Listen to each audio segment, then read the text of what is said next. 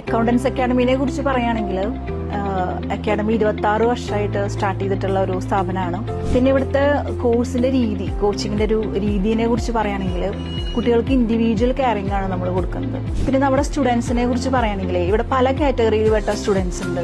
10th കഴിഞ്ഞവരുണ്ട്, അതുപോലെ തന്നെ job retire ചെയ്തിട്ടുള്ള ജോലിക്കാര്, ഗവൺമെന്റ് ജോലിക്കാര് അല്ലാത്തവര്, അതുപോലെ തന്നെ പല ബേസിലുള്ളവരുണ്ട്. ഇപ്പോൾ കൊമേഴ്സ് ബേസിന് വേണമെന്നില്ല, അല്ലാത്തവർക്കും നമ്മളിവിടെ ട്രെയിനിങ് കൊടുക്കുന്നുണ്ട്. കോഴ്സസിനെ കുറിച്ചും കോച്ചിങ്ങിനെ കുറിച്ചും പറയുകയാണെങ്കിൽ നമ്മളൊരു സ്റ്റുഡന്റ് ഇവിടെ ജോയിൻ ചെയ്ത് കഴിഞ്ഞാൽ ഫസ്റ്റ്ലി മാനുവൽ അക്കൗണ്ടിങ് പ്രൊവൈഡ് ചെയ്യാം. മാനുവൽ അക്കൗണ്ടിങ് എന്ന് പറയുമ്പോൾ അക്കൗണ്ടിങ്ങിൽ ബേസ് കൊടുക്കുക എന്നുള്ളതാണ്.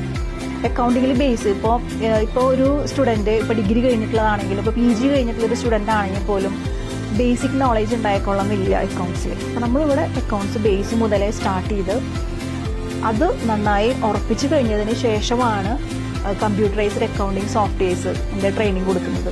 ഓൾമോസ്റ്റ് എല്ലാ അക്കൗണ്ടിങ് സോഫ്റ്റ്വെയർസിനും ട്രെയിനിങ് നമ്മളിവിടെ കൊടുക്കുന്നുണ്ട്. മെയിൻലി എടുത്തു പറയുകയാണെങ്കിൽ ഒരു ERP സോഫ്റ്റ്വെയർ ആണ് SAP എന്ന് പറയുന്നത്. SAPയുടെ ഓതറൈസ്ഡ് സെന്ററാണ് നമ്മൾ. ഇപ്പോൾ SAPയിൽ തന്നെ നമ്മൾ ഡെഡിക്കേറ്റഡ് സെർവർ ബേസ്ഡ് യൂസേഴ്സ് വെച്ചുകൊണ്ടാണ് കുട്ടികൾക്ക് നമ്മൾ ട്രെയിനിങ് പ്രൊവൈഡ് ചെയ്യുന്നത്.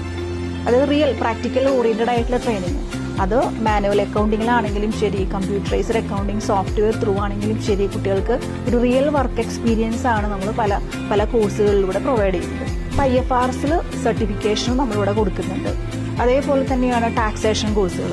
മെയിൻലി നല്ലൊരു ടാക്സ് അക്കൗണ്ടന്റ് ആവാനുള്ള എല്ലാ തരത്തിലുള്ള ട്രെയിനിങ്ങും നമ്മളിവിടെ കൊടുക്കുന്നുണ്ട്.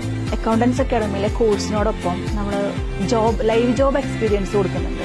പല ട്രെയിനിങ് പ്രൊവൈഡ് ചെയ്യുന്നുണ്ട്. അതിലൊന്നാണ് RPP, റെസിഡൻഷ്യൽ പ്രാക്ടീസ് പ്രോഗ്രാം എന്ന് പറയും. ഒരു റെസിഡൻഷ്യൽ അപ്പാർട്ട്മെന്റിൽ കുട്ടികളെ സ്റ്റേ ചെയ്യിപ്പിച്ചുകൊണ്ട് നമ്മൾ RPP ട്രെയിനിങ് കൊടുക്കുന്നുണ്ട്.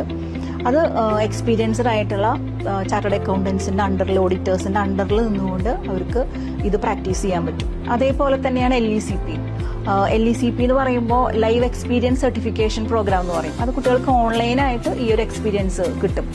അതായത് ബിഗ് ഡാറ്റ, വലിയ വോളിയം ഓഫ് ട്രാൻസാക്ഷൻസ്, പലതരത്തിലുള്ള കമ്പനികളുടെ വർക്കുകൾ ചെയ്തുകൊണ്ട് ജോബ് എക്സ്പീരിയൻസ് കിട്ടും. അപ്പോൾ RPP വഴിയും അതുപോലെ തന്നെ LECP വഴിയും നമ്മുടെ കോഴ്സിനോടൊപ്പം തന്നെ കുട്ടികൾക്ക് ജോബ് എക്സ്പീരിയൻസ് കിട്ടും. അത് മൾട്ടിപ്പിൾ കമ്പനികളിൽ വർക്ക് ചെയ്തിട്ടുള്ളൊരു ജോബ് എക്സ്പീരിയൻസ് കിട്ടും.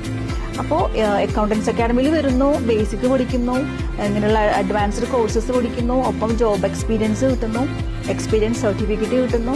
അപ്പോൾ ഒരു സ്റ്റുഡൻറ്റിന് വളരെയധികം കോൺഫിഡൻസോട് കൂടി തന്നെ ഒരു ഇന്റർവ്യൂ അറ്റൻഡ് ചെയ്യാം.